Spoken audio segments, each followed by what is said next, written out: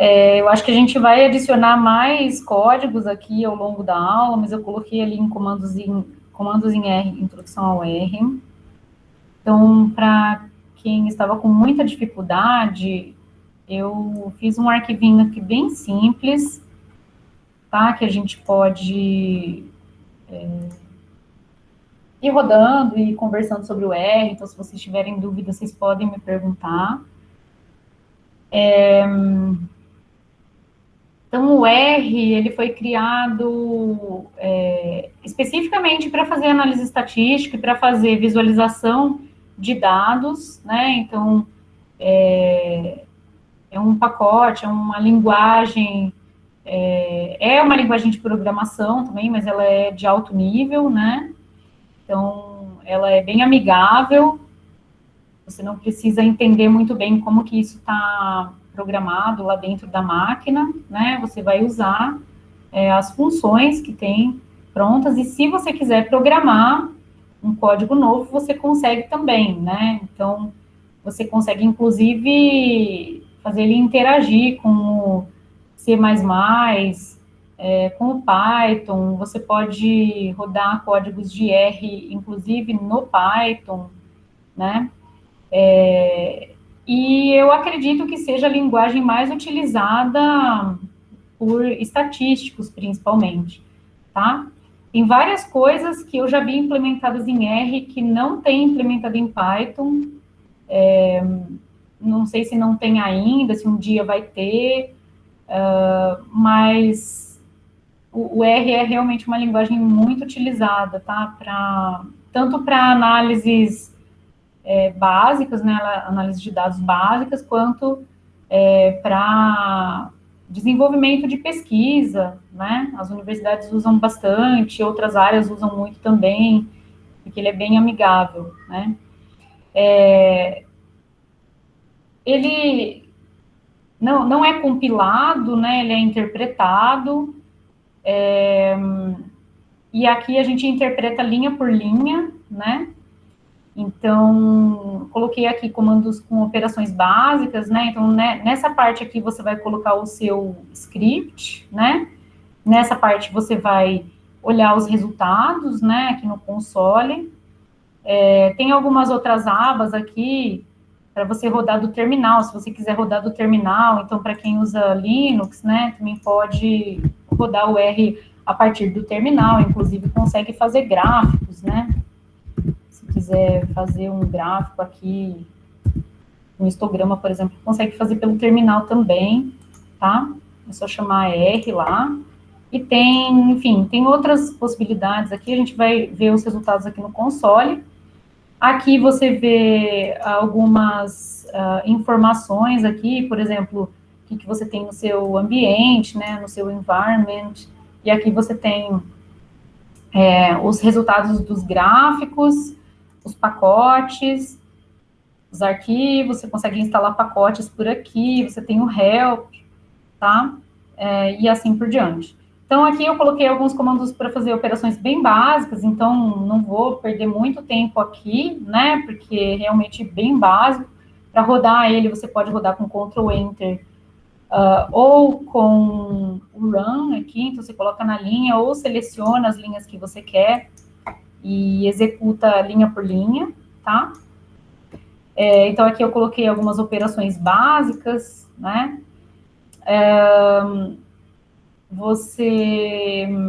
Como que você define um vetor, né? Um array aqui no R, então você usa esse C, parênteses, e aqui você coloca os valores, né, que estão no seu vetor. E aqui, para atribuir isso a um objeto aqui, uma variável A, você usa esse menor e tracinho, tá? Se você usar igual, também é atribuição, tá? Então, olha só, antes de rodar isso daqui, o A, na verdade, tinha uma coisa no A lá que era uma função, mas vamos fazer de conta que não tinha nada no A, né? Depois, enfim, o que tiver o A, depois que eu rodar isso daqui, o A vai passar a ter esse valor aqui, que é esse vetor, tá? Que eu acabei de definir. ou atribuindo assim, né? Ele fica com esse valor, tá?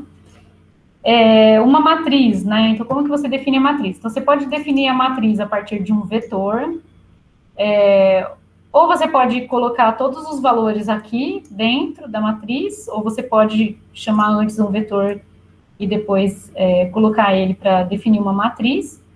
Na matriz, você precisa definir o número de linhas e o número de colunas, então nrow igual a 3 e ncol igual a 2.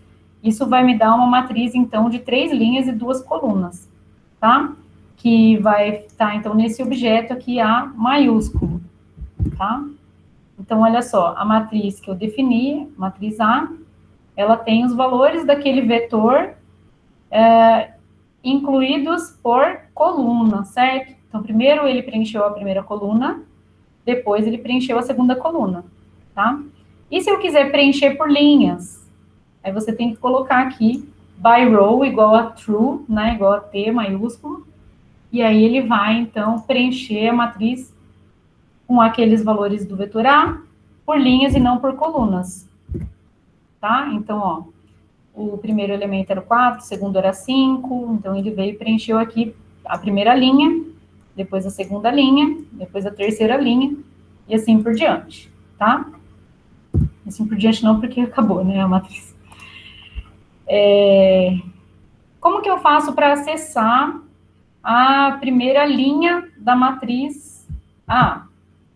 Então, para acessar elementos, primeiro do vetorzinho, né? Como que eu faço para acessar um elemento específico do vetorzinho A? Então, se eu colocar colchetes 1, ele vai me dar o primeiro elemento do vetor A, tá? E da matriz? Então, se eu quiser o primeiro elemento da matriz, que é o elemento 1, 1, eu coloco colchetes 1,1. A contagem do R, ela começa de 1, tá? No Python começa de 0. Isso dá um pouquinho de confusão, às vezes, quando você não está acostumado aí de uma linguagem para outra, tá? Se eu quiser acessar a primeira linha, então deixa eu colocar aqui, ó, acessando o primeiro elemento do A, acessando o elemento 1, 1 da matriz. Se eu quiser acessar a primeira linha da matriz, eu vou fazer dessa forma aqui, ele vai me dar os elementos que estão na primeira linha, tá? Eu posso, inclusive, atribuir isso daqui, se eu quiser, para um vetor. Tá? Então, o meu vetor, ele vai ter os elementos da primeira linha de A. Tá? Então, o B recebe 4, 5. O B agora é um vetorzinho, tá? Coloquei transposta, tá, então a transposta. Então, vamos lá, a matriz original, ó, então notem que eu estou digitando direto no console, que vocês podem fazer isso também. Só que isso não fica salvo, tá? Então, digitei aqui no console que eu queria a matriz A, ele me devolveu a matriz A. E se eu quiser fazer a transposta da A? Então, é T, parênteses, A. Uma função que transpõe a matriz, então, o que era linha vira coluna. Tá? Então, aqui a primeira linha tinha 4 e 5, e a primeira vai virar a primeira coluna 4 e 5. Tá?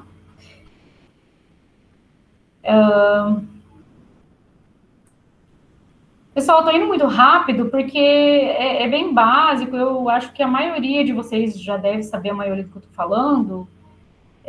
Vocês estão acompanhando? Querem que vá mais devagar, ou pode seguir?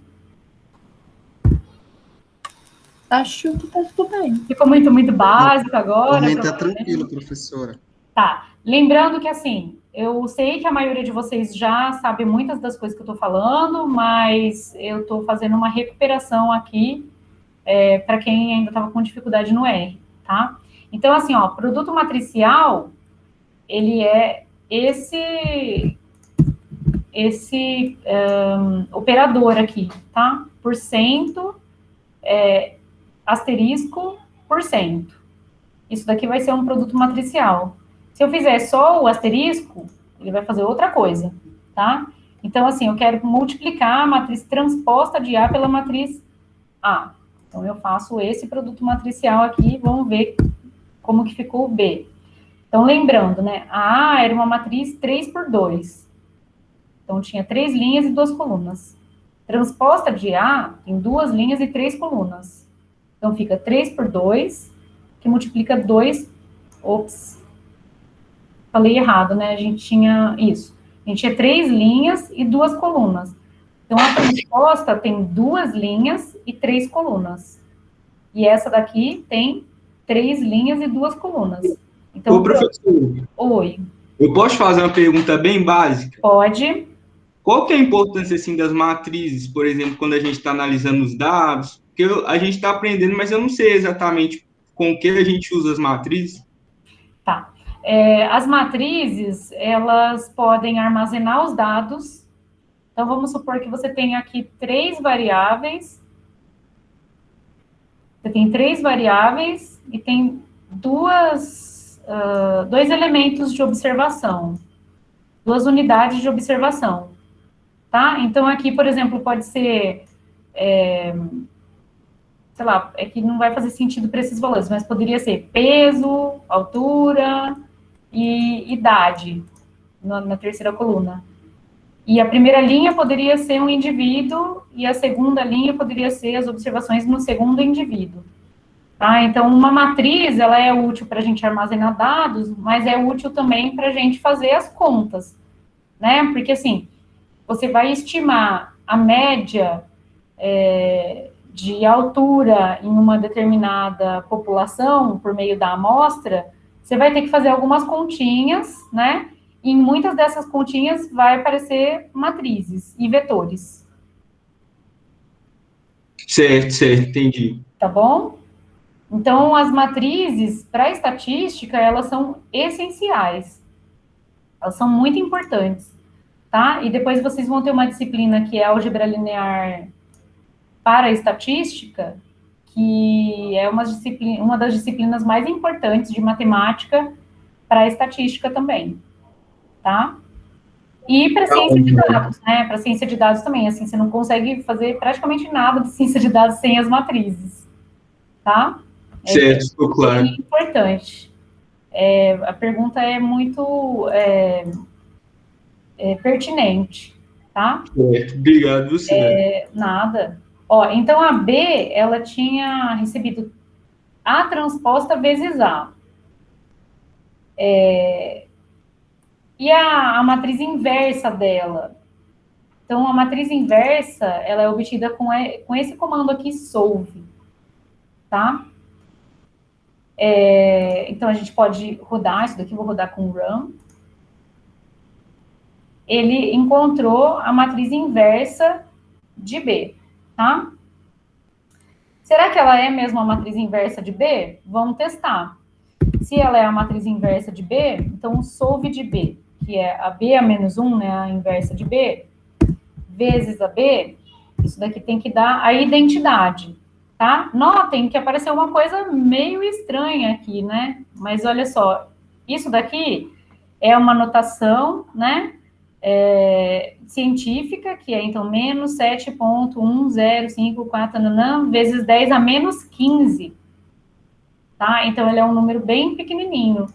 Por que não apareceu zero exatamente? Porque nas contas para calcular a inversa tem algumas aproximações, tá? E tem a aproximação computacional também, né? Então, se você quiser ter certeza que isso daqui é a identidade, você pode arredondar. Vamos arredondar aqui com 5 casas decimais. Então, o que é a função round? Ela vai fazer um arredondamento, que a gente viu lá no começo, nas primeiras aulas, dessa matriz aqui, com 5 casas decimais, tá? Bom, o arredondamento, ele foi para nenhuma casa decimal, porque, enfim, ficou ponto 0,0000. Essa daqui é a matriz identidade, tá? Ela é identidade com 2 linhas e 2 colunas. Ela tem 1 na diagonal principal e 0 nos outros elementos, tá? Essa é uma das propriedades da inversa. A inversa vezes a própria matriz dá a identidade, tá? Eu tinha falado que se a gente fizesse a conta com um asterisco, né? Então, se a gente fizesse transposta de A Então, eu vou fazer o cálculo aqui do produto matricial. E agora vamos fazer o produto só com um asterisco. Opa, ele nem faz. Tá? Por quê? Porque esse produtinho aqui, com asterisco, ele é só para escalares, que são números. Tá? Então, só para números assim, ou quantidades que têm dimensão 1 por 1, ou seja, matrizes 1 por 1, é um número, tá? E aí você consegue fazer a continha com o asterisco. Determinante. Então, o determinante dessa matriz B vai ser com a função det. Então, a função, ó, essa função det, calculada, né, nesse B aqui, vai me dar o determinante dessa matriz B, tá? O que acontece se eu fizer determinante de A? Não vou ter um resultado. Por quê? Porque a A, ela não é quadrada, tá? Lembra, ela tinha 3 linhas e 2 colunas. Então, o determinante dessa matriz não pode ser calculado, tá? Então, esse é o tipo de erro que vocês têm quando vocês tentarem calcular o determinante de uma matriz que não é quadrada, tá? Vamos lá. A gente já falou, né, de folha de dados, os data frames, e aqui entra uma das aplicações, né, que um aluno perguntou, qual que é a importância da matriz para a estatística e para a ciência de dados. Tá? Então, uma matriz, ela pode conter as informações que estarão na sua folha de dados, na sua tabela de dados. E você pode transformar a sua matriz em uma folha de dados usando a função data.frame. Tá? E eu vou atribuir isso ao DF, que é o que a gente usa geralmente para data frame. Tá? Então, DF aqui recebe data.frame A. E aí, você olha quem que é o DF. Bom, o que mudou, né? Quando eu tinha A, ela era uma matriz. Então, ela era uma matriz aqui de números, né? O que mudou quando eu transformei em um data frame? Ela virou uma matriz de dados, em que na primeira coluna eu tenho a primeira variável, que eu não coloquei nome para ela, então ela chama x1, e na segunda coluna ela tem a segunda variável, que nesse caso aqui chama x2, tá? E nas linhas, eu tenho agora o identificador da linha, que seria, então, a identificação da minha unidade observacional, tá? Por exemplo, o indivíduo 1 tem esses dados, o indivíduo 2 tem esses dados, o indivíduo 3 tem esses dados. E se eu quiser dar nome para as colunas do data frame? Então, antes de rodar essa linha, eu vou rodar só essa partezinha aqui, ó. Selecionei essa partezinha, que é call names, então os nomes das colunas do DF. Ele me retornou x1 e x2, o nome das variáveis que eu tenho ali até agora, tá? Mas, se eu quero mudar para variável 1 e variável 2, né, essas aspas aqui vão indicar uma string, né? Então, string é um conjunto de caracteres. Olha, gente, em algum momento eu tenho que parar, porque, assim, senão a gente vai entrando, e aí eu vou explicar o que é uma string, mas basicamente é isso. Eu estou chamando o vetor de nomes das colunas de data frame de variável 1 e variável 2, um vetorzinho aqui. Então, eu vou rodar esse, e agora o meu data frame, o que ele tem? Ele tem a variável 1 e a variável 2. Pronto, pode perguntar. E dá para usar esse comando de mudar os nomes quando a gente está usando banco de dados? Eu queria muito saber como fazia isso, eu não sabia. Então, aí, bom, depende do tipo de objeto que você tem, mas, assim, escreve call names e coloca a sua variável ali dentro, seu objeto ali dentro, e aí você vê quais são os nomes das colunas que tem. Tá. Ele deve te retornar alguma coisa parecida com isso. E aí você consegue mudar colocando um array, né, um vetor, com as strings que definem o nome das suas variáveis, que são as colunas.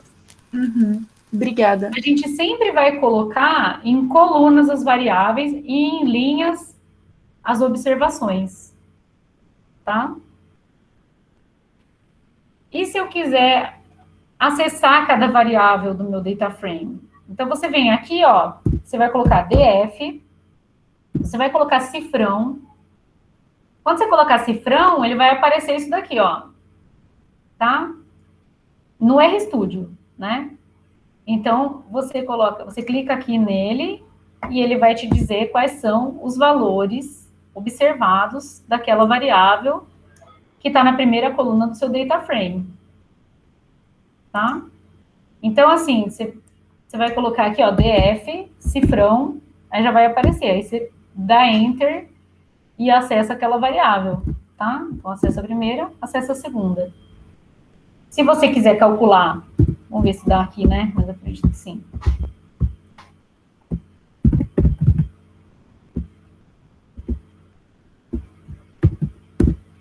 Se você quiser calcular a média dos valores observados da segunda variável do seu data frame, você usa a função min, que a gente já viu em aula, tá? Min dá a média.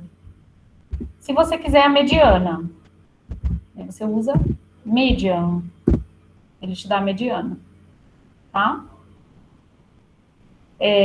Claro, gente, que essa base de dados aqui, ela é minúscula, né? A gente tem 3 linhas e 2 colunas. Mas isso pode ser grande, né? Você pode ter milhares de linhas, milhares de colunas. Às vezes, dependendo da sua base de dados, o R vai dar uma pifadinha, né? Mas, enfim, isso daqui é só um exemplo didático, tá? Que a gente construiu a partir de uma matriz, né? Sibeli, Oi. você pode explicar de novo o que é esse SQRT? Eu perdi. Calma que eu não cheguei lá ainda. Tá. Então, algumas funções úteis, então, por exemplo, você quer 2,5 elevado ao quadrado. Então, você pode usar esse chapéu aqui, tá? E aí, vamos supor, se você colocar 2,5 elevado ao quadrado, isso daqui vai dar 6,25, tá? Então, aqui, ó, eu rodei com Ctrl Enter. Você poderia ter vindo aqui e ter clicado no Run. Ele te dá o retorno aqui desse 2,5 elevado ao quadrado, tá? Que dá 6,25. E qual que é a função inversa do quadrado? É a raiz quadrada, que é a square root. SQRT de 6,25 me dá a raiz quadrada de 6,25, que é 2,5. Tá? Então, SQRT, respondendo a sua pergunta, é a raiz quadrada. Tá? Ok. Obrigada. Beleza. Tem outras funções. Então, tem a round, que é o arredondamento. E aí, você tem que colocar o número que você quer e o número de casas decimais. Tá? Então, round desse número aí para 2 casas decimais. Ele vai arredondar o número para 2,56. Com regras de arredondamento pré-definidas no R, que não necessariamente são as mesmas que a gente usou lá naquela aula que a gente usou arredondamento. Tá? Pode dar alguma diferençazinha. Ceiling. Então, ele vai dar o teto de 10,5. O que é o teto? É o menor inteiro maior ou igual àquele número ali.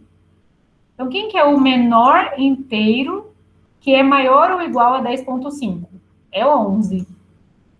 Tá? Então, é redonda para cima, com essa função ceiling, que significa teto.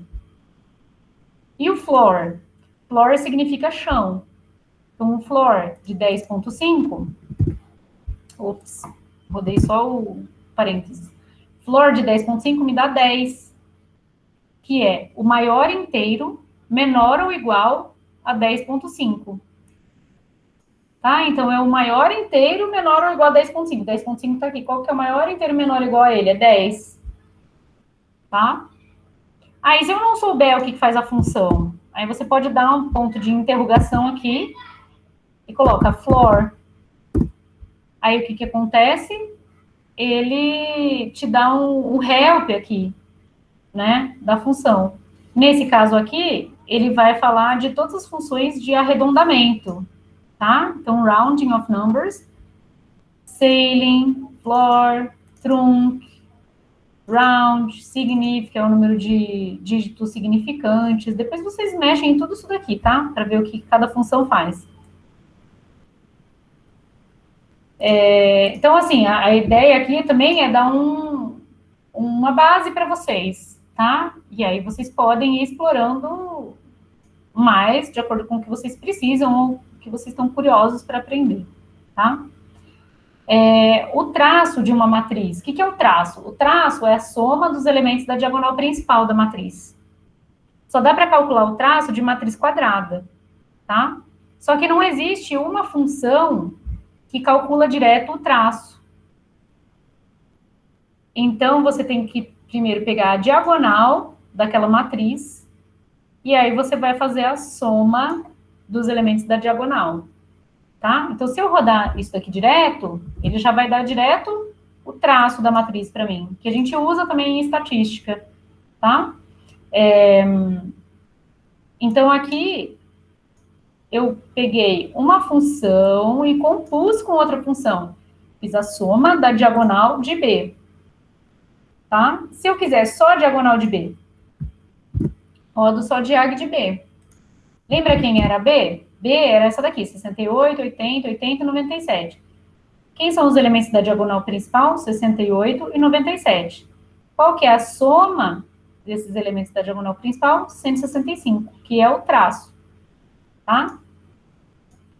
Ah, mas olha, eu uso muito traço e eu queria que tivesse uma função que calculasse direto o traço. Posso fazer isso? Você pode definir uma função em R. Como que você define uma nova função em R? Você vai dar um nome para a função. Você vai dizer que isso recebe uma função. Você vai colocar quais são os parâmetros que você vai passar para a função. E é dentro das chaves você vai dizer o que faz aquela função. Então, para uma matriz A, eu vou fazer a soma dos elementos da diagonal de A. E eu acabei de definir uma nova função em R, então, que é a função TR, que calcula o traço, tá? Ah, mas a sua A, ela era uma matriz que não era quadrada. Só que essa A aqui é o que eu vou receber de parâmetro dentro da minha função. Não é necessariamente aquela matriz lá. Essa A aqui é qualquer. Como que eu uso essa função? Eu faço traço TR de B, tá? E aí ele vai me dar, então, quando eu rodar isso daqui, ele me dá o traço de B, tá? Gente, quando vocês fizerem a introdução à ciência da computação, cada bloquinho desse daqui vai ser uma aula, tá? Uma aula de função, uma aula de if, que eu vou falar daqui a pouco. Então, assim, eu não estou dando aula de programação para vocês, eu estou só mostrando como que faz algumas coisas em R, tá? E se a A não for quadrada? Bom, nesse caso aqui, como eu não coloquei nenhum teste lógico aqui dentro, para ver se ela é quadrada, se eu rodar, ele vai acabar calculando, tá? Só que esse cálculo aqui, ele está errado. Por quê? Porque lembra da A não era quadrada. O que ele fez? Ele pegou os elementos dessa diagonal principal aqui, só que dessa submatriz, que é 2 por 2. Então, como que eu faço? Aí você precisa colocar um teste lógico dentro da função para quando ela não for quadrada. Mas como que faz isso? Então, para falar disso, eu tenho que fazer... O que eu tenho que fazer, basicamente? Então, vai ser uma função. Eu vou ter que colocar um testezinho aqui dentro, falando assim, se a A é quadrada, então calcule isso daqui. E se a A não for quadrada, você precisa dar uma mensagem de erro, para ele não fazer um cálculo que você não quer. tá? Então, eu vou falar bem rapidinho de operadores lógicos aqui. Que são basicamente aqui, então, um teste, né? Então, essa linha aqui, o que ela vai me retornar? Leiam a linha 5 maior do que 3. Tá certo isso? Isso é verdadeiro ou é falso? 5 é maior do que 3? É. Só que o que vai ser o retorno dessa linha? Então, eu vou rodar essa linha aqui. Ela vai me retornar true, que é verdadeiro. Tá? E essa linha aqui? 3 é maior do que 5? Não. Então, quando eu rodar, ele vai retornar false. Tá? Então, isso daqui é um teste lógico. 3 é igual a 5, como que a gente faz o teste lógico para igualdade? Então, se eu colocar igual, vai dar problema, né? Porque igual, a gente já viu que é atribuição no R. Então, teste lógico, se 3 é igual a 5, eu vou rodar isso daqui e ele deve dar false para mim. Tá? Então, rodei, 3 é igual a 5? Não. Então, retorna false. E para diferença? Então, a diferença no R é exclamação igual. O 3 é diferente de 5? True. Tá? Por que eu tenho que aprender isso? Para verificar, no meu casinho aqui, se a matriz é quadrada, para poder calcular o traço. Tá? Então, como verificar se a A é quadrada? A A é quadrada se ela tiver o número de linhas igual ao número de colunas. O número de linhas é calculado com n row, número de linhas. N row seria number of rows, de A. Então, quantas linhas tinha A? Tinha 3. E quantas colunas tinha A? 2. Quando eu rodar essa linha aqui, o que vai dar? Número de linhas é igual ao número de colunas de A? Não. Vai dar false. Tá? E aí, como que a gente vai usar isso na função? Então, a gente vai falar, ó, então, tá vendo? Eu tô fazendo tudo muito intensivão aqui com vocês. Então, aqui dentro, vai me retornar false, tá? Eu vou usar esse operador lógico aqui dentro de um teste, né, que é o C. Então, se número de linhas for igual ao número de colunas, então, imprima, isso daqui imprima, que A é quadrada. Se não, A não é quadrada. Tá? Então, se o número de linhas for igual ao número de colunas, imprima A é quadrada. Se não for, ou seja, se isso daqui for falso... Ah, eu devia ter colocado um print aqui, gente. Print... A não é quadrada, tá? Então, ele vai imprimir A não é quadrada. Por quê? Porque ela não é quadrada, né? Porque o número de linhas é diferente do número de colunas. Então, a gente volta na nossa função. Então, a gente volta na nossa função. Era a função de A. Poderia ter colocado outra coisa aqui. Poderia ter colocado matriz. Só que daí... Lá dentro vai ter que aparecer matriz em todo lugar, tá? Em todo lugar que aparecer A. Matriz. Matriz. A matriz não é quadrada, tá? Então, tem um if, somente se o número de linhas for igual ao número de colunas, eu vou calcular o traço. Se não...